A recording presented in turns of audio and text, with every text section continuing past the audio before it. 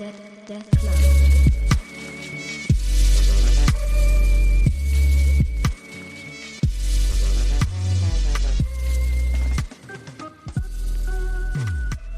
Hey everybody, welcome back to the podcast. Danny here, and today I'm talking to you about Revival Man. So, Revival Man is a webtoon published on Webtoon, sadly only on the Korean app. So again, fan translations here. And this is written by Young-taek Chae, drawn by Jae-han Kim, started in 2016, currently ongoing, and today we're talking about chapters 1 through 98 of the series. This is the first two chapters.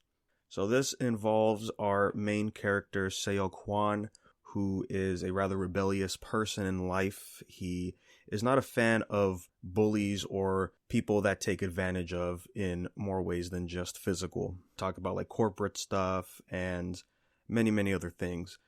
He decided you know what, screw the system, and intentionally fail school. Eventually is accepted into university. It's not a well-known one, but he goes through it, and throughout the 10 years, and after college, he decides, going through all these interviews, that if he doesn't like their attitude, he's just going to flip them off and just get out of there. So, at the ripe age of 29, I believe, he is stuck in a shitty apartment, playing games all day, blasting rope, and just trying to find a job. Of course, he doesn't like that type of environment. He's trying to find the right job, I guess, or the right job that will like him. As he's going through all of this, since he has no money, he could barely afford rent. Eventually he gets a knock on the door, and it is his next door neighbor, a senior in high school, Cha Ye-rin. And I guess this is how it is in Korea, but they both share the same water bill in this apartment complex. And then from there we see some kindness from her, offering him help. And obviously you can already kind of see where this is going as we further on into the night. People are banging on her door and are about to put gas into her apartment. And with Seok here, his whole philosophy was don't get into other people's problems. That was like another thing like his dad was trying to teach him before he passed away when Seok was at a young age. But once the gas thing happened, it's like, hey guys, that's going a little too far. What are you doing? She's a high schooler. And, pissing off these thugs, accidentally kills him. Right? Gets stabbed in the gut, and he's out. All in the while, Cha has witnessed this through the peephole in the door. And then days go by, specifically 3. He wakes up in his apartment. He thinks, wow, that was a weird dream. And then we see there's still problems here with the apartment, and it just goes into this whole escalation of him constantly dying from these thugs, who's after Cha mainly because of her father, who owes them a enormous debt, and he's been missing. They're trying to find him, and figured if we get his daughter, we're going to get him at the same time. Seok decides, no, this isn't fair, right? It just reminded him of all the things he hates about society, and decides to take it in his hands to save her. And that is the beginning of this crazy journey of a deadbeat, unemployed man trying to save a high schooler from a gang, which ends up leading into much bigger things in the course of these 98 chapters. Right off the bat, I was already liking this series. The art style really complements our characters well. The expressions are great, especially when they're in the middle of fighting. Choreography solid. This being a webtoon, I always say it. They always have interesting premises here, and we see with Seok is he has the ability to revive from the dead a mere 3 days later. And I think, of course, that has to go with Jesus and the Bible, right? Because is it not just, and 3 days later he arose? He's using it to his advantage by attacking recklessly and pretty much being an anime character in a grounded world. He has the tenacity, the energy to be a shonen protagonist, but of course, this is reality in this world, so he's really taking the hits and is actually dying, whereas if this was a regular shonen manga, he would be fine. Or at least, still be struggling, but he wouldn't die. What I really like about Seok's character here is his ability to realize his faults and to grow a lot sooner than what I would expect to see. He's very cocky early on because he's like, well, if I can't die, I'm coming back. and I'm taking these guys out. But of course, that overconfidence really neglected a few things that we really see early on, is that, oh, just because I can come back, that doesn't mean everything's all right. There's a lot of things that he neglected to think, hiding his identity, and the people around him, are they going to be safe? And the biggest hurdle with that he doesn't realize until it's too late is it takes him 3 days to come back to life. And we see that a bunch of times in the first part of the series of, damn it, what am I doing? I'm stupid. I can't believe I've been acting like this whole time. So that's really good stuff with his character. You could really feel the emotions and the downfalls that he goes through in these various arcs leading up to the finale. And especially when it comes into conflict with the real main antagonist of the series, Kim Min-hyuk, who is just a character that is written so good to be an asshole. I've said it before in the Webtoon section of this podcast, where I always talk about how in God of High School, Mubong Park or Mujin Park is a really well-written character because you just hate the guy. You know, they clearly want that going for that character. And here with Kim, or I guess with Min-hyuk, they're doing a fantastic job with it. Because, you know, there's only really two routes you can take with a villain, is if you make them hateable, but you can respect the writing for him, or they just become likable and thus making it uneasy to pick, like, oh, but he's kind of making sense though, right? That's also a good way to make a character here. And I'm glad that Min-hyuk was just evil, period. No redeeming qualities at all, and very calculated. There was a lot of moments where I said, man, this guy's playing 4D chess in this situation. This is great. Because we have him, he's very calculated, but of course he's physically weak. So he's using his wits and everything accessible to him to his advantage. Whereas with Seok, he only has his brawn. He doesn't have the brains to really calculate that much, you know, as a typical shonen main protagonist is. And by having these two clash in this way, it's very fun to see how everything pans out. And then, of course, we get a bunch of supporting cast for Seok, which are really great characters. He has a best friend from high school that is 1 year his senior, who is a huge Bruce Lee fan. So already there, I'm liking this guy. I am also a huge Bruce Lee fan. And he has the haircut and everything.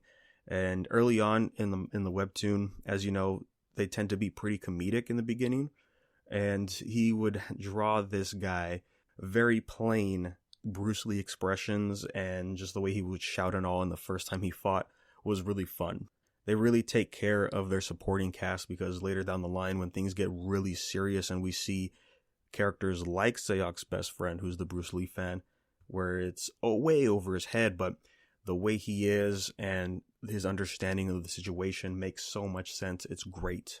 And then another supporting cast member to note is this giant bald thug that was, you know, the heavy hitter for the gang that was terrorizing Cha, that Seok took down. But of course, he's pissed off more at Min-hyuk than he is at Seok, so they kind of made a deal. It's like, hey, let's make an alliance and take this bastard down together. And eventually, you know, he starts to open up just enough with these kind of characters. He's essentially the anti-hero, and so they form this special bond that's not too deep, but it's respectable. And I like that about it. And he's a cool character. You know, he has his moments to shine, and he's really just the muscle at the end of the day. But, you know, the stuff that he does can be really fun as well. And then we have Cha, the main heroine of the series, who is the damsel, but, you know, she has a little bite to her bark. And, you know, she was trying to do things her way. And there was a moment where her and Seok kind of split in the story. And I thought it was going to be interesting to see them eventually converging back off of their separate paths that they took to take down this group, the Daewon group.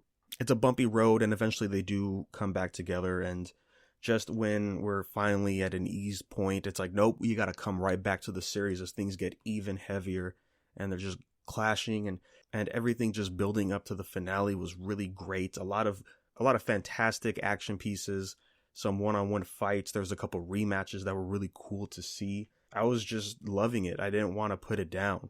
And so we're at chapter 98. and it says part 2 end. And I look, translated wise, we're at chapter 137. And I was thinking to myself, how is there still more to the series? Like, this is a perfect place to stop. There was something that popped up that got me really excited, that was like, holy shnikes, I can't believe this character's here. I'll say it at the very end just for spoiler's sake, but that got me really excited. Had to look back and like, oh my gosh, this is crazy. Maybe this is why this series is going to continue, but I do know that there's something else that's sort of a special collaboration with Revival Man. So I was thinking, why are we continuing? And then I get to chapter 98, and it is the preview chapter for Revival Man Season 0. And that's where I stopped. It seems like this is the prequel to the series, and it starts off, I read a little bit of the first chapter before I stopped, and this seems like it is Seok during high school, and it starts off with him fighting his best friend, who is the Bruce Lee fan. Because that's, in the flashback stuff early on in the series, that's Seok explains that's how they first met and then eventually becoming friends. So if I had to guess, this is going to be them going through like the first 10 years of his life after high school, and I can't imagine what goes on there. I mean, there is new characters introduced early on, so maybe it's more focused on them. We will definitely be coming back with a part 2 and going through what is currently ongoing. So with that, that's all I really have to say. Thanks, guys, for listening. If you want to send us an email, that's unversedpodcast@gmail.com. If you have any questions or comments, I highly recommend checking out Revival Man. It's a great series. If you can't find it as Revival Man, its alternate name, which I disagree with, is Reawaken Man. That's on the official YLab website. Doesn't make sense. Revival sounds better. Heck, even Revive Man sounds pretty cool. And then you could go ahead and follow us on social media at Unversed Podcast, and we'll let you know when these episodes drop. So without further ado, man, let's go ahead and get into these spoilers here. A certain character shows up where I was like, oh, okay, is this teasing like the next guy that's about to show up to fight Seok? You know, like probably he is a match in combat skills or even better. And then we get the name drop of this character.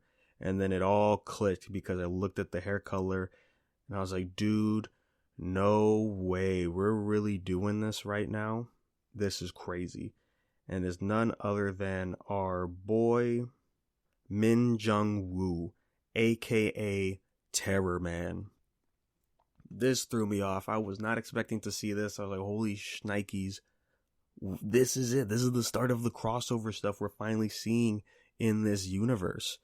And it also took me by surprise that this is set further into the future because Min is older now. And yeah, double checking the timeline for the Super Lab, this is set after. So I was like, okay, this is interesting.